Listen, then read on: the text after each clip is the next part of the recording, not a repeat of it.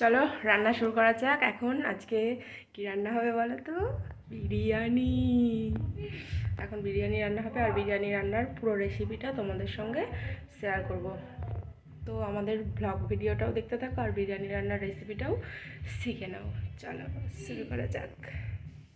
দেখো বিরিয়ানিটা কি সুন্দর হয়েছে, অসাধারণ কালার হয়েছে আর দারুণ হয়েছে। চালগুলো পুরো একটা একটা আছে, একটুও গলে যায়নি, কিচ্ছু হয়নি। ঠিক আছে, তো এই রকমই সুন্দর রেসিপিটা আমি কি করে বানালাম সেটাই এখন তোমাদের সঙ্গে শেয়ার করব। ঠিক আছে, আর দারুণ টেস্টি হয়েছে। একবার খেলে মনে হবে যেন বারে বারে এই রেসিপিটা ট্রাই করি। ঠিক আছে, তো আর বেশি কথা না বলে বিরিয়ানি রান্নার এই রেসিপিটা চলো শুরু করা যাক। Let's start. দেখো এখানে কড়াইয়ে জল বসিয়ে দিয়েছি আর ডিম আর আলুগুলো সেদ্ধ করতে দিয়ে দিয়েছি। ঠিক আছে, আলুগুলো সবসময় দু টুকরো, একটা আলু দু টুকরো করে কেটে নেবে। ঠিক আছে, বিরিয়ানির আলু এইরকমই দিতে হয়। তো আর সঙ্গে আমি দিয়ে দিলাম একটা খাবার রং, এটা যাতে আলুগুলো লাল রং হয়ে যায় ওই জন্যই এই রংটা দেওয়া। ঠিক আছে, কখনোই কিন্তু অন্য কিছু ভাববেন না, এটা কিন্তু খাবারেরই রং, তবে এই রংটা ইউজ করবে। তারপরে এদিকে মাংসগুলো দেখো আমি একদমই খুবই ছোট সাইজ করিনি আর একদম খুব বড় সাইজও করিনি, মিডিয়াম সাইজ নিয়েছি যাতে তেল মশলাটা ভালোভাবে ঢুকে যায়। এরপরে এখানে আদা আর রসুনগুলো টুকরো টুকরো করে কেটে নিয়েছি। ঠিক আছে, এবার আদা রসুনগুলোকে খুব ভালো করে মিহি মিহি করে বেটে নিতে হবে। দেখো আমি এখন শিলনোড়ায় আদা রসুনগুলোকে বেটে নিচ্ছি। আর শিলনোড়ায় মশলাটা করলে খুবই টেস্টি হয় যে কোনো রান্নায়। সবসময় দেখবে মিক্সারে মশলা করলে তার টেস্টটা একটু অন্যরকম হবে, আর শিলনোড়ায় মশলা করলে তার টেস্টটা অন্যরকম হবে। ওই জন্য আমি শিলনোড়াতেই মশলাটা করে নিচ্ছি। তো এদিকে আমার আদা রসুনটা বাটা হয়ে গেছে, আর ওদিকে দেখো ডিম আলুটা কত দূর আমি এখন একটু দেখে নিচ্ছি ডিম আর আলুটা সেদ্ধ হয়েছে নাকি। তো আলুটা এখনও দেখলাম সেদ্ধ হয়নি, ওই জন্য আমি আবার ঢাকনা চাপা দিয়ে দিলাম। আর এদিকে এখন আমি আদা রসুনটা বাটা হয়ে গেছে, এখন আমি জিরেটা বেটে নিচ্ছি। ঠিক আছে, কখনোই কিন্তু জিরে মাংসয় খুব বেশি পরিমাণে দেবে না, তাহলে কিন্তু মাংসর টেস্টটা একদমই নষ্ট হয়ে যাবে। জিরে কিন্তু সবসময় ঠিক পরিমাণ মতো দিতে হবে। ঠিক আছে, জিরে কখনোই বেশি দেবে না। এবার জিরেটা আমি খুব ভালো করে দুবার তিনবার করে বেটে নিচ্ছি, একদম মিহি মিহি করে। দেখো জিরেটা আমার খুব ভালো করে বেটে নিচ্ছি। কি করছো এখন তাহলে? এখন এখানে জিরে বাটা হচ্ছে, আর এখানে দেখো আদা রসুন বাটা হয়ে গেছে। এখন জিরেটা আমি বেটে নিচ্ছি। ঠিক আছে, ওকে। রসুন আমার আদা রসুন জিরে বাটা হয়ে গেছে। ঠিক আছে, আর এখন লঙ্কাটা বেটে নেবো। তো লঙ্কাটা আমি বেটে নিই, তারপরে তোমাদের সঙ্গে কথা বলছি।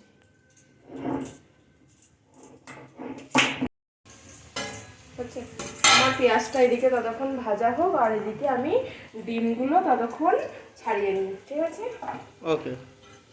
দেখো এখন আমি ডিমগুলোকে খুব সুন্দর করে সব ডিমগুলো ছাড়িয়ে নিচ্ছি। ঠিক আছে, তো এদিকে আমি ডিমটা ততক্ষণে ছাড়িয়ে নিই, আর তোমরাও দেখতে থাকো এরপরের স্টেপটা কি হয়। ঠিক আছে, দেখো ওদিকে দেখো পেঁয়াজগুলো আমার পুরো একদম লাল লাল করে ভাজা হয়ে গেছে, আর এখন আমি পেঁয়াজগুলোকে তুলে নিচ্ছি। ঠিক আছে,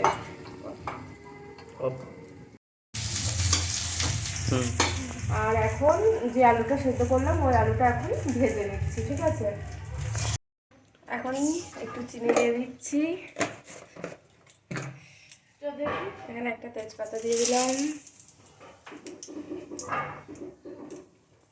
এলাচ লবঙ্গ দারচিনি,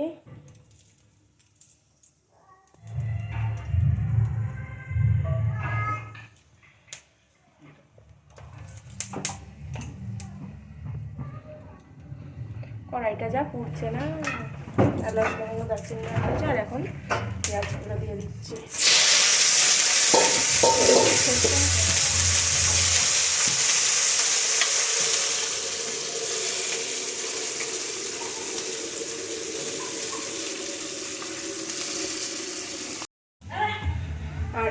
হচ্ছে আদা রসুন জিরে আর লঙ্কা বেটে নিয়েছি আমি, ওটা এখন দিয়ে দিচ্ছি।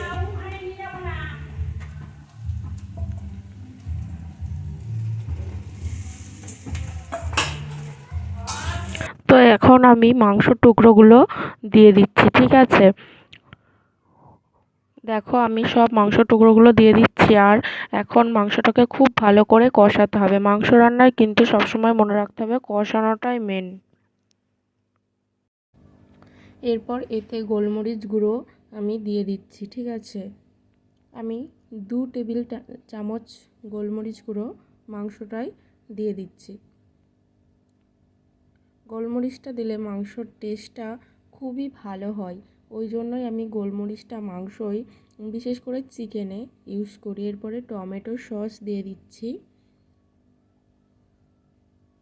টমেটো সস দিলেও মাংস চিকেনের স্বাদটা অন্যরকম হয়ে যায়।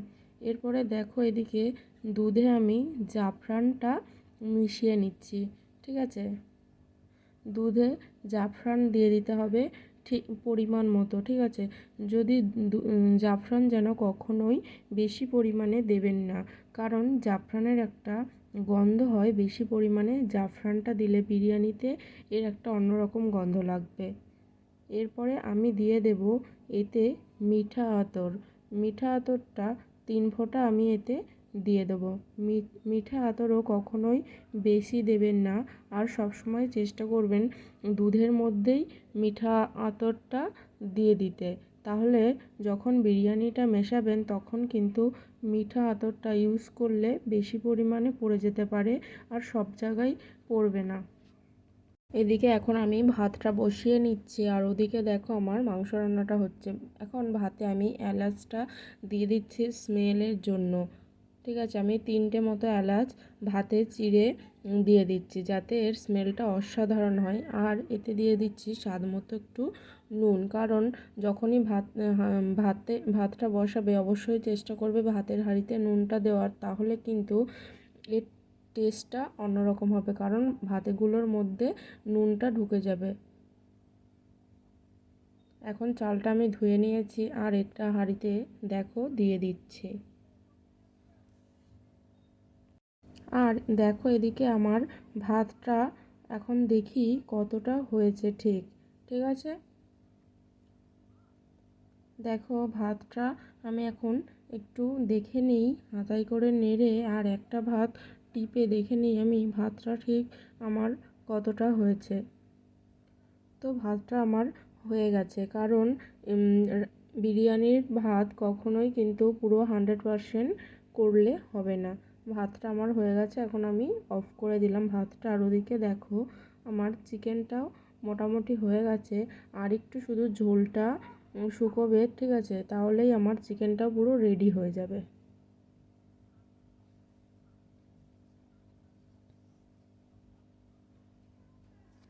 আর এদিকে আমি চিনিটা এখন গুঁড়িয়ে নিচ্ছি মিক্সারে, কারণ চিনিটা গোটা গোটা দিলে বিরিয়ানিতে কিন্তু মিষ্টিটা থাকবে না সেরকম। আর এখানে দেখো দুধের মধ্যে জাফরানটা আমি ভিজিয়ে রেখেছি, আর মিঠা আতরটা দিয়ে দিয়েছি, ওটা আমি নিয়ে নিয়েছি এখানে। এদিকে নিয়ে নিয়েছি আলু যেগুলো ভেজে রেখেছিলাম সিদ্ধ করে, তারপরে ডিম সেদ্ধগুলো, ওদিকে বেরেস্তা ভাজা, এদিকে চিনি গুঁড়ো, নুন, তারপরে বিরিয়ানি মশলা, ঘি, গোলাপ জল, কেওড়ার জল, সব ইনগ্রিডিয়েন্টসগুলো একসঙ্গে নিয়ে নিয়েছি। আর এখন আমি দেখো মেন প্রসেসে যাচ্ছি, ঠিক আছে।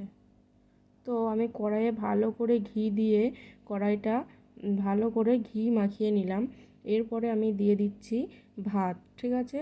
আমার এই প্রসেসটা মোট 4-5টা মতো লেয়ার তৈরি হবে, ঠিক আছে। তো প্রথমে ভাতটা দেওয়ার পরে এবার আমি আলু টুকরোগুলো দিয়ে দিচ্ছি। সব আলু টুকরোগুলো কিন্তু একসঙ্গে দিয়ে দেবেন না, আলু আর কিছুটা ডিম আমি দিয়ে দিলাম। এরপরে বেরেস্তা ভাজাটা আমি দিয়ে দিচ্ছি। এরপরে দিয়ে দিচ্ছি নুন স্বাদ মতো, চিনি স্বাদ মতো। নুন চিনির পরিমাণটা সবসময় ঠিক মতো দেবেন। এরপরে দুধটা আমি দিয়ে দিলাম, দুধে ভেজানো জাফরান আর মিঠা আতর। গোলাপ জল দিয়ে দিচ্ছি এখন 1 টেবিল চামচ মতো। এরপরে কেওড়ার জলটাও 1 টেবিল চামচ মতো আমি দিয়ে দিচ্ছি। এরপরে মাংসর টুকরোগুলো এখন এতে দিয়ে দিচ্ছি।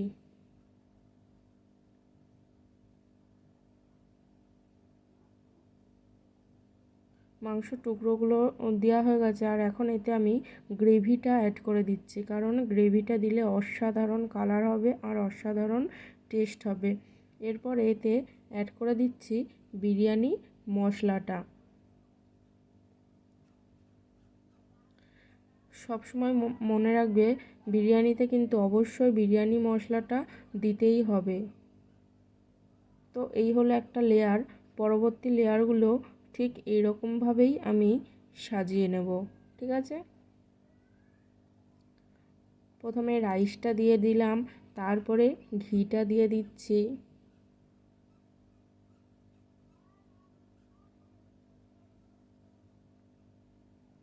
আর সব সময় কিন্তু মাথায় রাখতে হবে ভাতটা যেন গরম গরম থাকতেই এই পদ্ধতিটা করে নেওয়া যায়, নইলে কিন্তু সব ঠিকমতো মিশে যাবে না, ঠিক আছে। কখনোই কিন্তু ভাতটা ঠান্ডা হতে দেবেন না, সব সময় কিন্তু চেষ্টা করবেন গরম থাকা অবস্থায় এটা করার।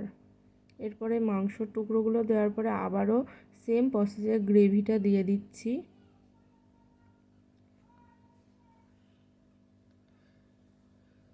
এরপরে বেরেস্তা ভাজাটা দিয়ে দিচ্ছি, দুধে ভেজানো জাফরান, ঘি,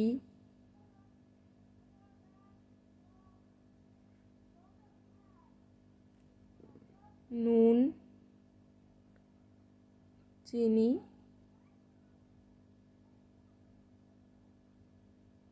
গোলাপ জল, কেওড়ার জল 1 টেবিল চামচ করে প্রত্যেকটা লেয়ারে। তো এরকমভাবেই আমি 5টা লেয়ার তৈরি করে নেব, ঠিক সেম প্রসেসে যেমনভাবে করছি, ঠিক আছে। তো সবসময় মাথায় রাখবে একটাই কথা, বিরিয়ানির চালটা যখন রান্না হবে, মানে ভাতটা যখন তৈরি হবে, কখনোই কিন্তু ভাতটা পুরো 100% সিদ্ধ করে নেবেন না, 80% সিদ্ধ করে রাখবেন, আর 20% পরে ভাপে সেটা সিদ্ধ হবে। পুরো যদি 100% সিদ্ধ করে নেন তাহলে পরে কিন্তু আর ভাপে সিদ্ধ করতে পারবেন না, তখন কিন্তু পুরো বিরিয়ানিটা পুরো গলে যাবে, আর তখন কিন্তু আর ওটা খাওয়ার উপযুক্ত হবে না, খেতেও ভালো লাগবে না। কিন্তু বিরিয়ানিতে সবসময় যাতে একটা একটা চাল গোটা গোটা থাকে সবসময় কিন্তু সেটাই চেষ্টা করবেন। আর নুন চিনির পরিমাণটা সবসময় কিন্তু ঠিক মতো দিতে হবে, নুন চিনিটা একটু বেশি হয়ে গেলেই কিন্তু আর ওটা খাওয়া যাবে না, তাহলে কিন্তু পুরো এত কষ্ট করে করা সেই এত খেটে খুঁটে কষ্ট করে করা পুরো বিরিয়ানিটা পুরো ঘেঁটে হয়ে যাবে, একটুও কিন্তু আর ভালো লাগবে না বিরিয়ানিটা খেতে। তো এরকমভাবেই সেম, আর কখনোই কিন্তু একটা প্রসেসে পুরো সব কিছু দিয়ে দেবেন না, এরকমভাবে 4-5টা লেয়ার তৈরি করে তবেই কিন্তু করবে, তাহলে সব জায়গায় পুরো সব কিছু ভালোভাবে তৈরি হবে এবং ভাপে ভাপে পুরো সব জায়গায় বিরিয়ানিটার সব চালগুলোতেও মশলার সব কিছু নুন চিনি সব কিছু পরিমাণ অনুযায়ী এর মধ্যে একদম পারফেক্ট হয়ে যাবে কিন্তু। তো দেখো আমার পুরো প্রসেসগুলো সব কমপ্লিট হয়ে গেছে, আর এখন লাস্ট প্রসেসটা চলছে। তোমরাও কিন্তু বাড়িতে খুবই সহজে তৈরি করতে পারো বিরিয়ানি, এতে কিন্তু একবার খেলে জাস্ট অসাধারণ লাগবে, আর বাড়িতে একবার তৈরি করলে পরে তো আর দোকানে খেতে ইচ্ছা হবে না, শুধু মনে হবে বাড়িতেই তৈরি করে খাই। দোকানের টেস্ট আর বাড়ির টেস্ট সম্পূর্ণ আলাদা হয়, পুরো বাড়িতে অসাধারণ টেস্ট হয় শুধু একবার শিখে গেলে।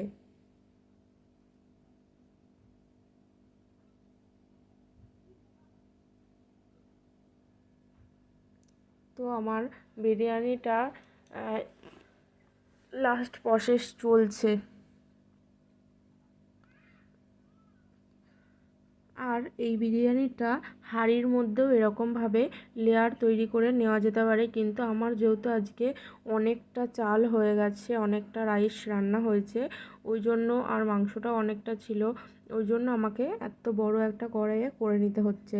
আমার হাঁড়িতে এতটা ধরতো না, ওই জন্য আজকে কড়াইয়ে করে নিচ্ছি। তো দেখো আমার পুরো প্রসেসটা কমপ্লিট হয়ে গেছে, আর এখন আমি এতে ঢাকনা চাপা দিয়ে দেব, ঠিক আছে।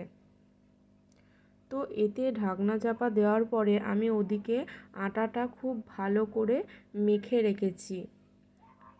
আর এই ঢাকনাটা চাপা দেওয়ার পরে আটাটা ভালো করে যে মেখে রেখেছিলাম সেই আটাটা এখন চারি সাইড দিয়ে আটকে দিতে হবে,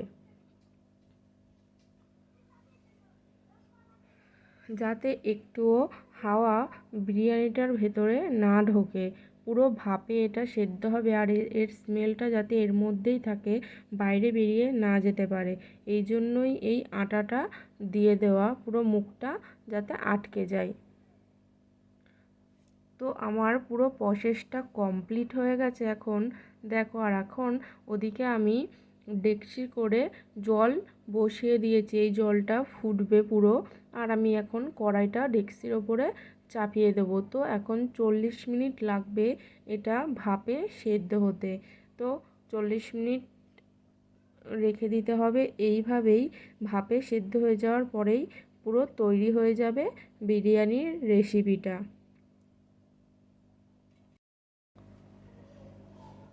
তো এখন দেখো আমার 40 মিনিট হয়ে গেছে, আর আমি আবার চলে এসেছি এটা খুলতে। এখন দেখো আটাগুলো খুলে নিচ্ছি, এরপরেই আমরা এতক্ষণ ধরে যেটার জন্য ওয়েট করছিলাম সেটাই দেখতে পাবো যে বিরিয়ানিটা ঠিক কড়াইয়ের ভিতর কীরকম অবস্থায় আছে, আর কি করছে, আদৌ কি আমাদের খাওয়ার জন্য উপযুক্ত হয়েছে, তো সেটাই এখন আমরা দেখব। দেখো আমরা এবার খুলি, আশা করছি অসাধারণ খেতে হবে। দেখো পুরো বিরিয়ানিটা আমার রেডি হয়ে গেছে, আর অসাধারণ হয়েছে দেখতেও, আর পুরো চালগুলো একটা একটা গোটা গোটা আছে, একটু কিন্তু গলে যায়নি। তোমরাও পুরো সেম প্রসেসে আমি যেরকমভাবে দেখালাম এরকমভাবেই কিন্তু তৈরি করবে, তাহলে কিন্তু পুরো একদম পারফেক্ট হবে। আর যারা ভাববে যে করতে পারবো না, কখনোই কিন্তু নয়, একবার চেষ্টা করলেই কিন্তু তোমরা এটা করতে পারবে।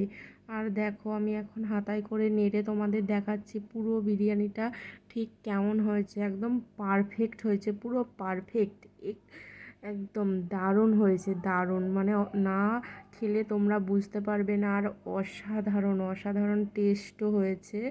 তোমরা বাড়িতে অবশ্যই কিন্তু ঠিক এই রকমভাবেই ট্রাই করো, আর সবাইকে পুরো চমকে দাও একদম দারুণ, মানে সবাই যাতে খেয়ে দারুণ প্রশংসা করে। হুম।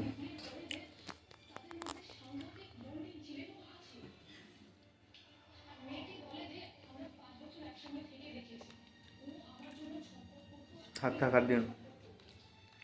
হুম হুম হুম হুম বেশি হয়ে গেল। তাহলে ভাত তুলে নাও, চিকেন দাও, ঠিক আছে ভাত তুলে নাও।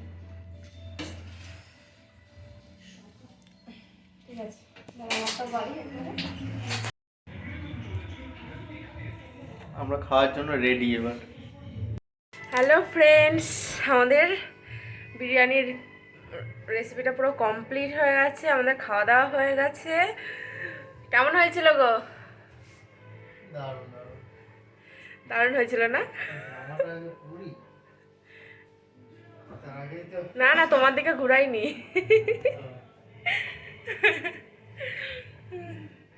তো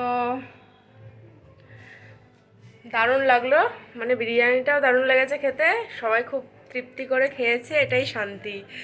দেখবে সারাক্ষণ খেটে টেটে মানে রান্না করে যদি রান্নাটা ভালোই না হয় তাহলে তো মানে ওর থেকে কষ্টের আর কিছু হয় না।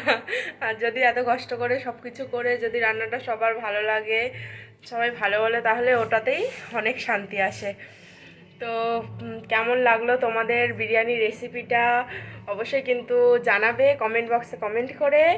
আর ভিডিওটা প্রচুর প্রচুর প্রচুর শেয়ার করে দাও তোমাদের সব বন্ধুদের সঙ্গে, আত্মীয়দের সঙ্গে, আত্মীয় পরিজন যে যা আছে সবার সঙ্গে ভিডিওটা শেয়ার করে দাও।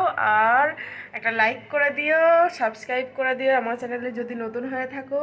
তো আবার পরে কথা বলবো, এখনকার মতো এই পর্যন্ত আসছি, টাটা।